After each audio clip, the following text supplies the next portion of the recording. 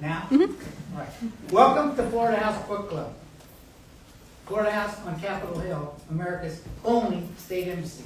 I'm Rick Deer, Chairman of the Board of Florida House, and it's my pleasure and honor to be here. Florida is the only state with an embassy in Washington, D.C., and our mission is connect, celebrate, and champion all things Florida to the world. Our book club is just that. What an amazing crowd. Mary, you hit it out of the park. This is unbelievable. Each year, our book club features 4 works of varying genres written by distinguished Florida authors, or they are set in Florida, or feature an interesting aspect of our dynamic state.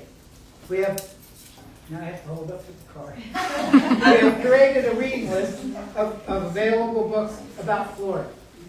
Like I said, next year we're going to have 4. It's going to be all over the state. We'll get into that a little bit more than that. This list is a valuable resource. Stop by Florida House and pick up a copy, and you can get them right here. And you can have a fresh glass of orange juice when you come by. If you want to write your sad. Our book club's events are typically held at partnering independent bookstores in Florida. But every now and then, as is the case now, we have a program that has significant Florida and Washington, D.C. ties, as you'll soon learn. Tonight, we will learn about Mar-a-Lago, Florida's largest and most famous resident. We're delighted to welcome Mary Shanklin, an award-winning, let me dwell on that. She's being very modest. She was on a team that was runner-up to the Pulitzer Prize for an article that they wrote about the false shootings in Orlando. So let's give her a round of applause for that.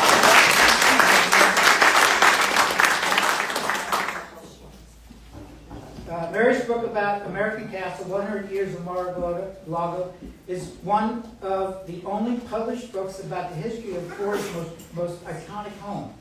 Mary Bebout, the Florida House trustee from Tallahassee. And let's give Mary a round of applause. You don't understand the work because she has to call the author, she has to convince them to come here and do this. It's not an easy feat. So Mary, congratulations. Thanks to all of you for coming here and turning it out on Instagram Live to support this and all of our other programs here at Florida House on Capitol Hill. America's only state embassy. Mary, take it away.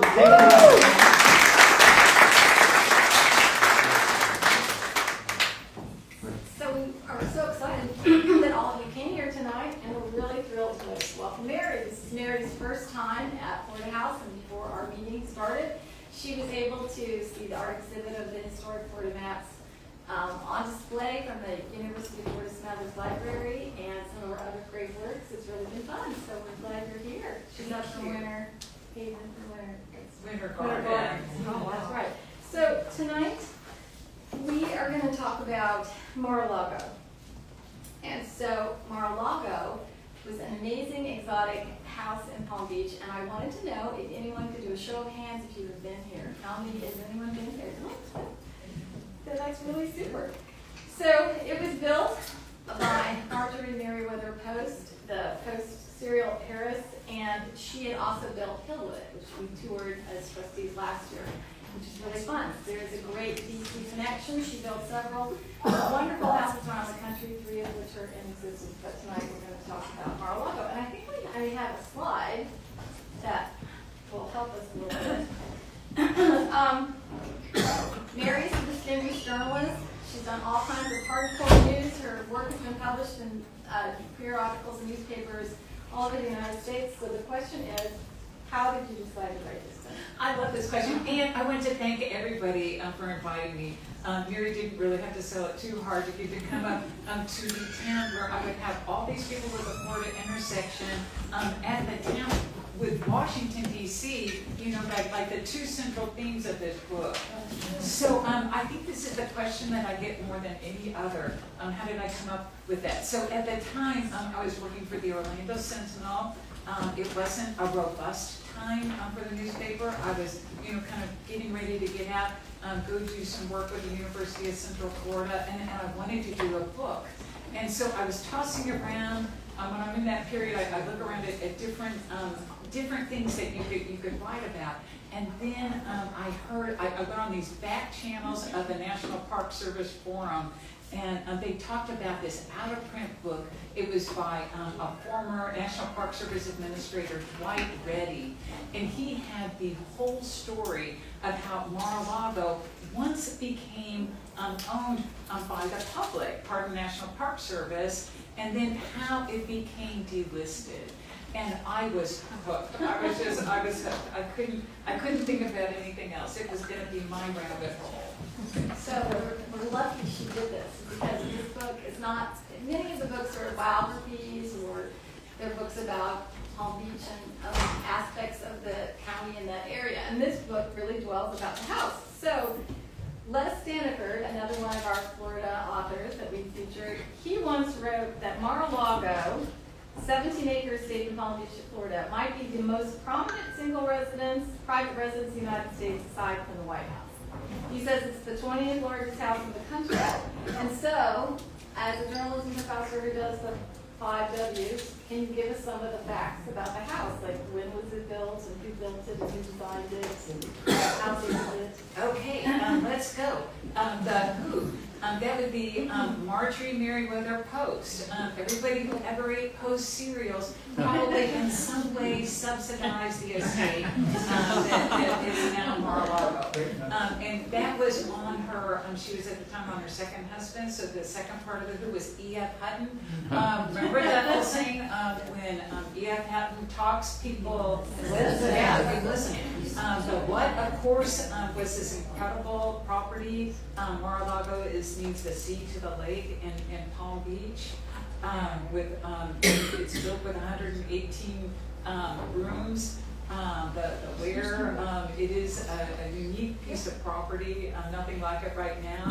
And when it really was completed, it was about maybe a 6-year construction project. Hurricanes, a great part of it, and it was really finally completed in 1928. Do you remember how much it cost to build? I think it cost, oh my God, I want to say, at the time the Palm Beach posted that it was the most pretentious house in Florida at the time. And I feel like that they said 12 million, and I could be mistaken. No, because that would be a lot of money at that time. I think that's amazing. Yes. Okay, so when I was reading this book, one thing that really amazed me, and we'll kind of talk about this house as it evolved over the decades, but it amazes me how it happens to be a reflection really of the history of Florida, and in many ways the history of the changing winds or seasons in the entire United States, which was a surprise to me. I thought it would just be about a house, and you really are. I mean, it's a very readable book for those of you who bought it tonight. I'm really glad, because it's breezy. It's not, you don't get bogged down in lots of footnotes. You can always reference those things in the back, but it's a very fun read, I think. But let's start at the beginning. Can you tell us how she actually came to Florida, and then how she met E.F. Hutton? Okay, so when she was married to her first husband, Edward Close, the French Connecticut Closes, he would take her down to Palm Beach sometime just as a getaway. And by this point, we had the rail line that is just kind of being discovered. People are really kind of finding southern Florida, and so Marjorie Merriweather Post. She would move on from these husbands. When you're exquisitely beautiful and independently wealthy, you don't have to put up with too much. So she came down there first with Edward Close, and then she ended up divorcing him, and then came down. She was on at a houseboat party on this houseboat, the Dorinda. Off the coast of Palm Beach, and that's where she met E.F. Hutton. And I'm sure it was just like magic, I mean, just two, really just the power couple. And they were quickly married, and then they built a house in Palm Beach that was not Mar-a-Lago. It was on the golf course, and it was called Hogarcito, which actually means little house. And so I think that we could all derive from that it just wasn't going to be enough. Exactly. And so when they were looking for property, can you tell us a little bit about what she was looking for when they decided to expand? Yeah, she, okay, you know what, as huge as this estate is, 17 to 18 acres, at that time, that wouldn't have been the biggest. The biggest was up a little bit further north on the island, belonged to E.T. Stotesbury, which had like 30 acres and, a zoo and, I don't know, a 30-car garage and everything you'd imagine. But she wanted to make a statement. She wanted something from the ocean to the sea. The reports are that she went on these things like the jungle trail, where you go with the realtor, crawling through the jungle, looking for something, and she wanted it, she wanted the stability. At that time, people weren't quite as familiar with hurricanes as we are now, but she was, looking for this kind of rock solid foundation, not like the sand. And in the Roaring Twenties, your book talks about how things had changed and how after the Spanish influenza, people wanted to be outside. It kind of is after COVID, we all want to be outside. Well, this happened in the 20s. And then the automobile made it accessible or easy for people to drive around. They would come down the train if they want to drive. So I wanted to know if there were other things that you could talk about, maybe things like Florida's lack of income tax, and some of the other reasons that people came down to. It was freewheeling. It was a freewheeling place, and you could come down there, and you weren't, you were a little bit away from like the spotlight, that you might be in, if you're in Manhattan, for instance. But there was, all this, there was gambling going on. They had a blast. Costume balls, big parties, the lack of an income tax, the nice weather. It wasn't, I don't know how many people were duking it out there for the summer. But I do think it's so interesting that you bring about, you mentioned the Spanish influenza, because, there, it is where you can, get out on the beach and the ocean.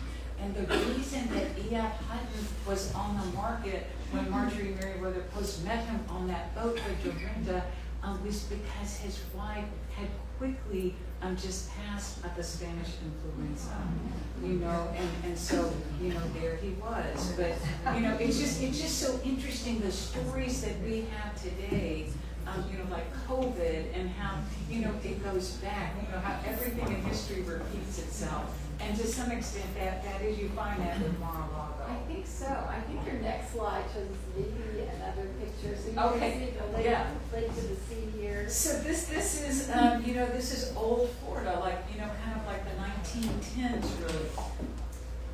And then that's what it kind of became. And you can see over here, the bridge over there, you can see Mar-a-Lago down there. There's the Bath and Tennis Club. And then, you can see the property. The beauty of Mar-a-Lago was that it was on this significant piece of property. The mornings with the sunrise view, the afternoons you get the sunset view over Lake Worth, which is AKA the Intercoastal Waterway. But the very thing that made it so special, that property, made it a ticking time bomb, because the land was so valuable. And then it's just development pressures. And you can see, the Stotesbury, when they built Mar-a-Lago, these were all ocean to the sea places. And just the development pressures, that's what, doesn't go away. And then I think your next one may be of the house. And so I think we'd like to talk a little bit about the construction of the house and what's cool about it. So can you remember any of the steps? I know one thing you wrote is it took 600 workers, and the mayor of Palm Beach was the general contractor, which was pretty nice. Exactly. That helped. But, if you want to talk about where the objects came from and how it was adorned. Yeah, okay, so this is a really important story. And I'm sure that those of you who've been to Mar-a-Lago will recognize, the detail and the artistic influences in the house. You know, what's interesting to me, the E.F. Hutton and Marjorie Merriweather Post, they hired the same architect who built Hogarcita Little House to do Mar-a-Lago from them. Then one day, E.F. Hutton is out on a yacht with the guy who has Ziegfeld Follies. And the Ziegfeld Follies guys is like, you know, you can make this like, you know, a great, grand theatrical place, you know, sort of just like a staid residence. And so then they brought in this architect / designer, Joseph Urban. And so Joseph Urban, he brought in, you know, the wow factor. And, you know, like the 1,000-wing ceiling like we see in the Academy in Venice. The foyer, you know, with all the little Spanish lights that come down and all the reflections. He brought in, and then he themed every room, you know, kind of differently, in part to show off a lot of what Marjorie Merriweather Post had collected during her travels. But then I have to tell you, okay, so the guy who, Miriam Sims' wife, who did Hogarcita, Mar-a-Lago was not to his taste, even though he did it. And on page 41, I don't know if I'm going to be able to find this quickly, but it's where he says, it isn't, this is what the architect of Mar-a-Lago said about Mar-a-Lago. It isn't my taste, it's the taste of Joe Urban. I don't want anyone to think I was the architect in charge. Like, you know, what would he say today? No, that's playing it. I mean, her book talks about how it has 20,000 barrel tiles. It had flooring from a Cuban castle. It had marble from Italy. Oh, the stones that are out on the patio. She took them from her Long Island property and did them in you know, the patterns that you see out there today. And she would hire these artisans who would you know, carve the you know, the different things on the patio out there. You know, so much attention to detail, and you know, the tower, you know, that is just, you know, really pretty significant and still there today. But I would say those would be the highlights, is that 1,000-wing ceiling in the living room, and on the interior, and then the exterior is the tower. Which is amazing. Yeah. So what was the public reception to the house when it was built? Oh my gosh. It was a mixed bag. It was, you know, you would think that you'd be floored, but, you know, you're dealing with an audience of people who, you know, they have like El Mirasol, the Stokesbury estate up the road. And, you know, it's not one of a kind. At that time, you know, there were other grand estates. And so there was, oh, she actually messaged me on Twitter not that long ago, this woman, Pat Ballou, who was with the Miami Herald, and she came out and reviewed Mar-a-Lago, and she said it looked like a hodgepodge of somebody's who's traveled the world and wanted to show off all their collections. But I feel like if you've been around the world and seen, we got to go to St. Petersburg, Russia, and see Catherine the Great's palace, and guess what? It's like the rooms have different themes, you know, that signify, you know, all these, you know, different, you know, places in the world.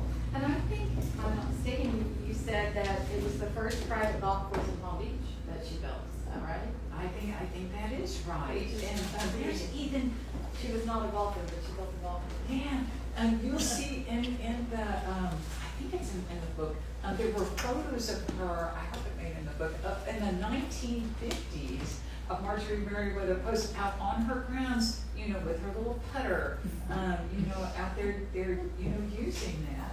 Right, which is pretty cool. So then the stock market crashed, and then the 30s happened. So you want to talk about, there's this shift between all of her amazing parties and lush entertaining and amazing extravagance, and then the 30s hit. Right, and you know, here is where we have to give Marjorie Merriweather Post a lot of credit. because things are going down fast. And I feel like the people of Palm Beach were a little bit insulated from the front lines of the Depression, to say the least. But some of their fortunes would fall, due to pressures from the Depression. But she would go and she would try to like hire more workmen to do more projects and do garden projects and kind of it shifted a little bit to be kind of instead of flashy to do like the victory gardens and try to do things to honor the people elsewhere in the country who might not be doing so well. I mean, she would still have her parties, but then it would be like a circus party instead of like the grand ball.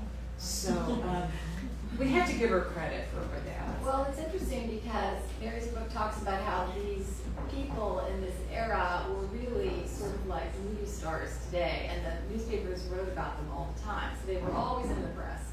And she was concerned about her image. She, of course, is still head of a major company that was recession-proof because people still need to eat cereal. But she then really kind of segued into works of philanthropy. She became sort of a philanthropist. But they didn't come during the 30s much to the house. No, this was, so the other thing that happened in the 30s, just as it was a, kind of a dark time for so much of the country, for Marjorie, a lot of people think that E.F. Hutton was the love of her life. But then there were these suggestions in the press that he had other interests, like what we'll say.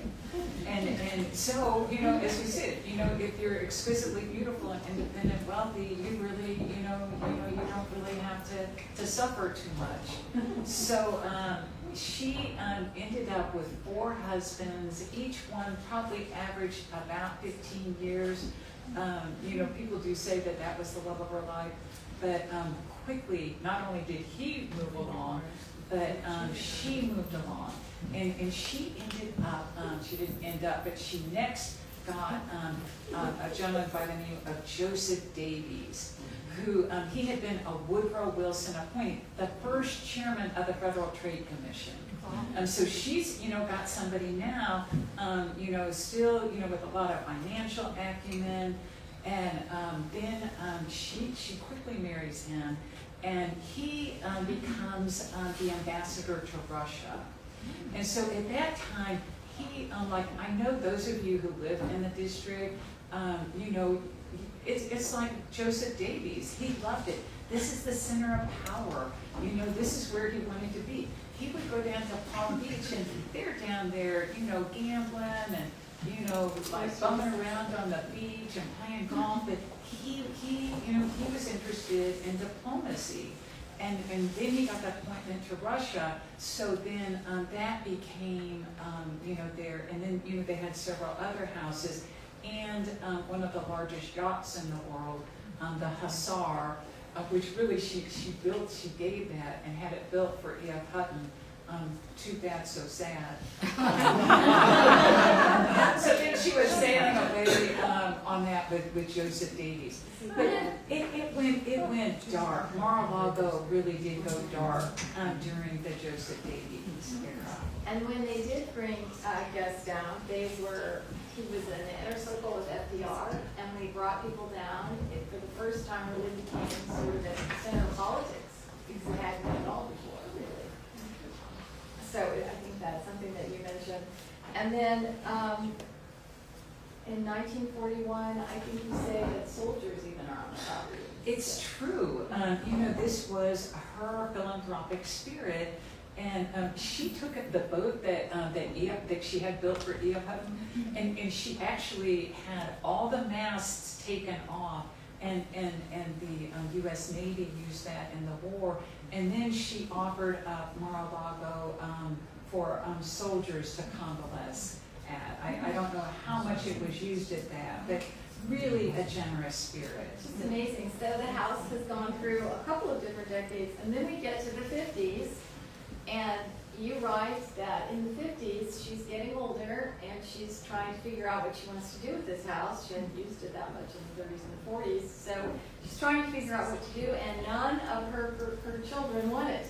So, no, none of her children, and you even write that there were newspaper reports that the Davies were just gonna raise the house altogether. They were just gonna destroy it. But in 1955, she had Mr. Davies' heart, Right, and she decides to save the house. right. In my little fantasy world, I like to think part of the split was because he wasn't, he was ready to tear down Mar-a-Lago, and she really wasn't. But, you know, clearly there were other things going on there. And, you know, they, it was kind of like a time of rebirth, a little bit for Mar-a-Lago when she moved along from him. Right. So Mary writes that at the time she was thinking she would be willing to sell it for $3 million, and we remember what it cost her to build in the 20s, and this is now in the 50s. She would have sold it. She was just desperate, really, to find someone to take care of it, and then she can't find anyone, so she comes back. But at this time, Mary writes that all different kinds of people were interested in it, including Syracuse University, a king of Saudi Arabia, which is really quite interesting. With a lot of wives. Well, there are a lot of bedrooms. We're at 15 bedrooms, I think. I mean, the Lord's been a good fit. And so then in 1958, she marries her fourth husband, Herb May, and he's a Westinghouse air brake executive. And he's on Florida's Council of 100. Yes. So he's more interested in the house. And then the 60s come, and JFK gets elected, and Palm Beach now becomes, 4 days after he defeated Nixon, you write that he comes down to Palm Beach. So all of a sudden, Palm Beach is full of reporters and protesters and all kinds of buzz because JFK is the president. And so it kind of changed the dynamic of the town. Right, right, that all of a sudden they're in the national spotlight and things are happening like there was a retired postal worker who attempted to assassinate President Kennedy, had like all this dynamite in his car, was going to be, and here's poor little Palm Beach, I mean, they've never like had the spotlight on them, they've never had, presidential assassination attempts. And I think it was, kind of a time of, it was like they were becoming a little more sophisticated in that worldly sense. Which is interesting. And then in 1963, the Council of 100 comes to the House. So you want to talk about her next plan for the home. Okay, She so had a lot of plans. a lot of plans. How many of you had things foisted upon you by your parents that you didn't want? That sums it up. How many of you have things now that you think, oh, would my kids really love this? Okay, so that's, she had, Marjorie Mary Post had 3 daughters, and none of them were interested in this. They saw it really as an albatross. So she had one of her properties up in Long Island, and she wanted to give it to Long Island University, and had it was an atrocious year-long rezoning battle. You've heard of NIMBY? Like the people opposing it, it were people like the largest house in America built by this telecom giant, and he would host the Prince of Wales, host Charles Lindbergh, and so she knew how hard it was to even try to give it to a university. So here comes that Council 100 along, and she sees this opportunity that the state of Florida would want Mar-a-Lago. And so she agrees to deed over the Mar-a-Lago to our state of Florida. She agreed to it. And then they worked through all these plans, all these educators. It was going to become the Mar-a-Lago Center for Advanced Studies. It was going to be, they looked at it as it would be like the Princeton of the South. They had these great hopes for it, but then it got torpedoed.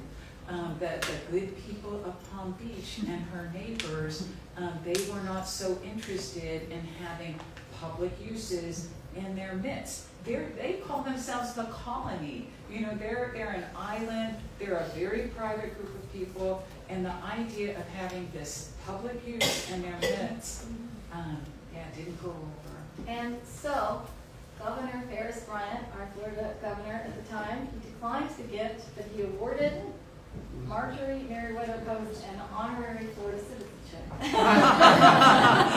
And thank you very much.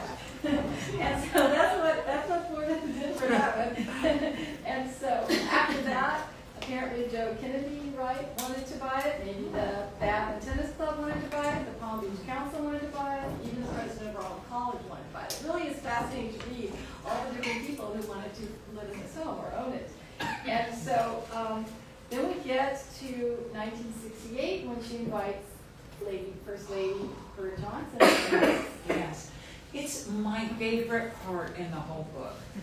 When Lady Bird comes down there, and at that point, Marjorie Merriweather Post, I think she might have been maybe like in her 80s. She could, like Lady Bird talks about how she couldn't even hear that much. But she, took her on this great tour. I was able to get like the menu of what she served her. And Lady Bird Johnson was totally enthralled. She saw the value of this. She saw the uniqueness of it. She gets the people from the Department of Interior, the National Park Service to come down, and boom, like that, it lands, it becomes a part of the Department of Interior. And so the way that the deed works is that, it's on her passing that it'll be. But, in the meantime, plans are going on to, make it part of the National Park System. And this time, it won't be as scholarly a retreat center. This time, she wanted it to be a presidential retreat, right? A presidential retreat, diplomats, kind of like a learning center, and a place for the trade of like an intellectual trade of ideas. And she also conceived it as being a southern Camp David, a place that presidents could go to escape the limelight and have some, these were her wonderful plans. But the 70s hit, and America's interests, you write, were shifting from opulence to activism. And Americans would soon struggle with the worst recession since the Great Depression. And so next, what happens is she gives it to the people of the United States as a temporary residence for dignitaries, but who was president at that time? I guess is President Richard Nixon. Oh, he actually yeah, comes next. yeah. So President Nixon was in Miami, and he came to Mar-a-Lago with a surprise visit on a helicopter just one day. With B.B. Rebozo. Yeah. And they're trying to check it out to see if it would be a decent place for a presidential retreat. And apparently President Nixon was enchanted with it, and he really liked it. But the problem is, he had to resign a couple of weeks later. So that worked out too well. And so, anyway, then after that, you want to talk about what happens next with President Ford? Okay, yeah. I will say, you're so correct, Mary, that Dina Merrill was, I don't know if any of you are familiar, she was the third daughter. So stunningly beautiful, sometimes compared to Grace Kelly. And she said that she thought that the best hope for Mar-a-Lago had been Nixon, but the timing was off. It was like really fun to go through all these presidential libraries and find, the intersection between these different presidents and Mar-a-Lago. But, Ford, he had other things going on. He wasn't paying much attention to it. And so then it ended up being, but it was interesting when you go through the correspondence in the presidential libraries, there's like Dick Cheney's name comes up. He's like, writing about, the influences of Mar-a-Lago. But then it lands into Jimmy Carter's lap. And Jimmy Carter is like, he is not about this. The boy from Plains. And so he signed an act that changed it from being a National Historic Site under the National Park Service to just a National Historic Landmark. And so he changed it. And Dina Merrill, you write, says that she thinks that Mar-a-Lago was a victim of poor presidential timing. She said JFK would have loved it, and the Kennedys would have been dead, but he was assassinated. And then Nixon would have loved it, but he had to resign. And then she said, Ford had no interest, Johnson liked Texas, and we get to President Carter, who was very conservative and fiscally prudent, and then she says, but Reagan would have loved it.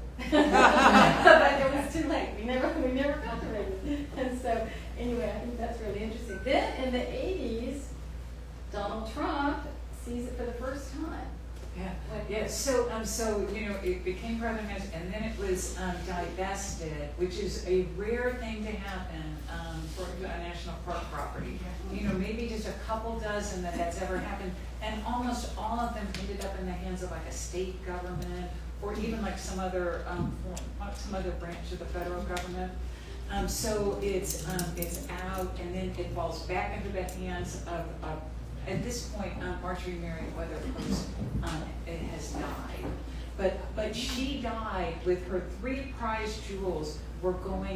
She died with Mar-a-Lago in the hands of the federal government, the one up in New York, Top Ridge, which was interesting. That was the one where Clarence Thomas went to Harlan Crowe's. That was Top Ridge. That was the other one, and then the third one was Hillwood, was going into the hands of the Smithsonian. The Hillwood, the Smithsonian agreed to take it. But then, she was passed, and she didn't see that all those plans fell apart. Yeah. Yeah, so the National Park Service gave it back to the Post Foundation, and then the Post Foundation had to sell it.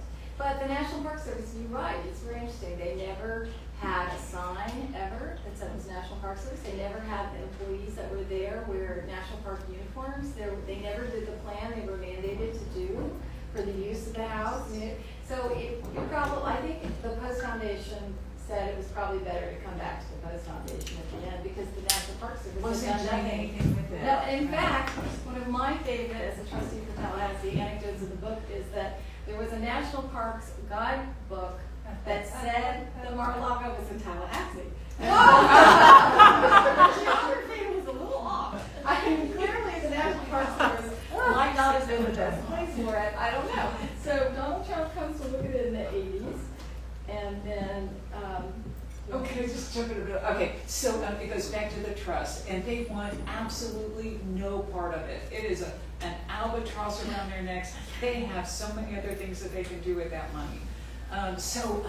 Then it comes in this like little cast of characters who are going to buy it, who horrify the city of Palm Beach, the council. One of them is these 2 guys who are shopping center developers, big friends of Tammy Wynette's. They wanted it all quiet on Palm Beach. These guys, they would hold these big bashes, these big country music bashes out there. There was another guy who came in. Everybody who came in, they wanted it for the land, and they wanted to subdivide it. They wanted to make money on it. So then Donald Trump comes in one day. He's down in Palm Beach. He's with Ivana. The story goes that he had a chauffeur or a driver. What's the best piece of property that's for sale? Which is just so, that is so Donald Trump. And so the driver takes him out to Mar-a-Lago, and he, realizes he gets in there. He sees it's really something, makes an offer. Doesn't really happen. A couple years of negotiation. And he is into the negotiations, and that could be a book of its own, the negotiations on this. But then he does end up obviously prevailing. Yes, and at the time Palm Beach was related, it was going to stay as a lagoon to the sea. Yeah. It was staying as a residence. They were very, very happy until the 90s when he applied for it to change its use to open a club, which had happened with Casa Alba, just south of town, Consuelo Vanderbilt's home.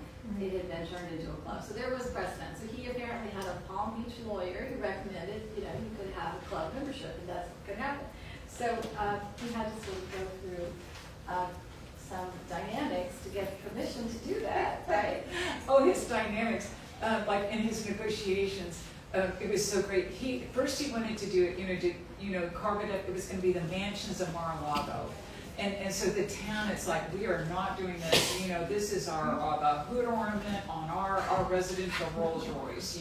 We're not carving this up. And so then he says, all right, then I'm going to sell it to the Moonies. Remember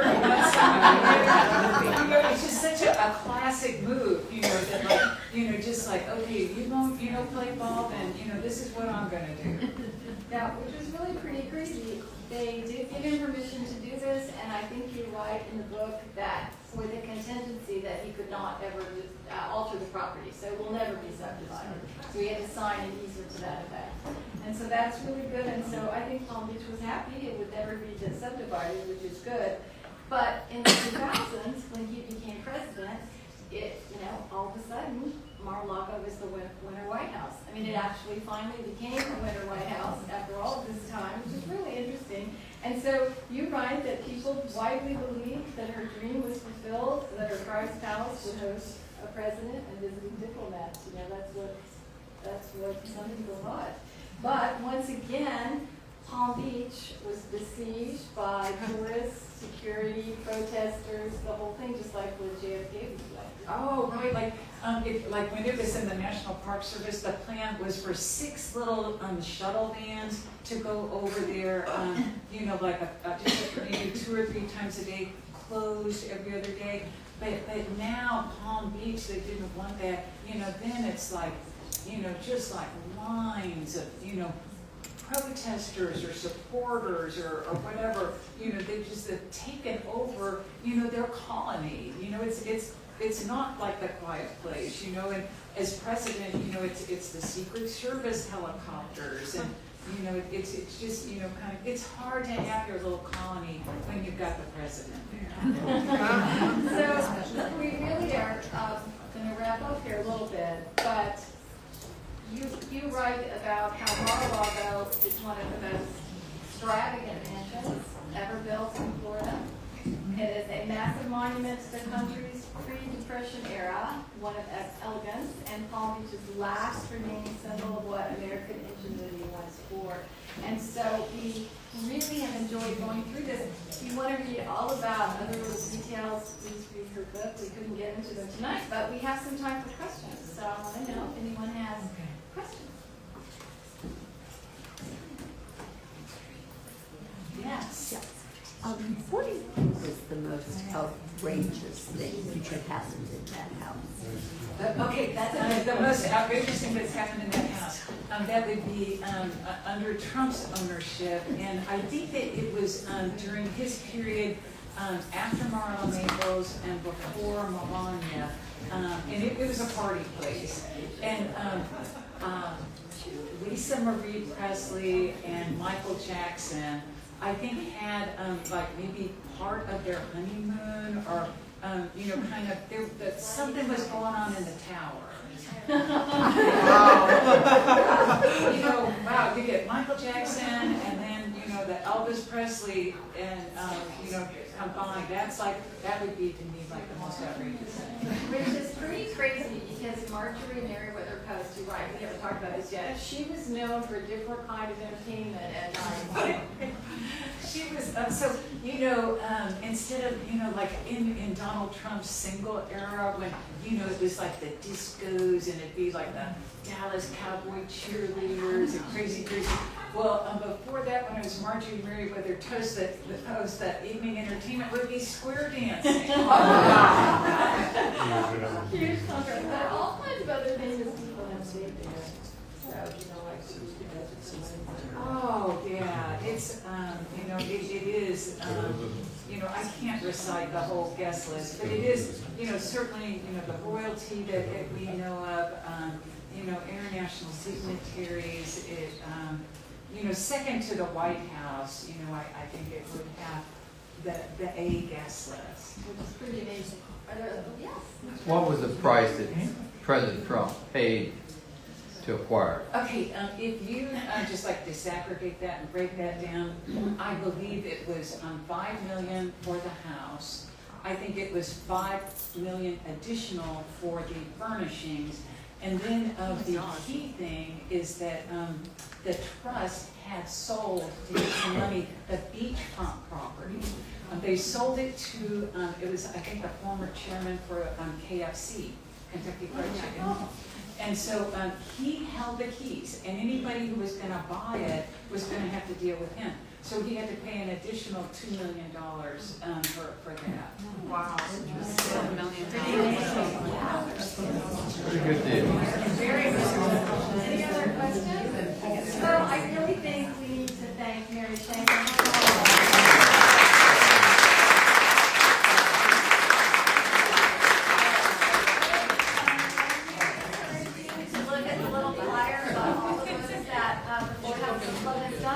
Our next book club will be in Tallahassee on Thursday, November 20th, and it will be at Midtown Theater at 6 p.m. on Instagram Live. And we're featuring Robert Owen Butler's brand new book. So please join us on Tuesday and Thursday, November 20th. Yeah.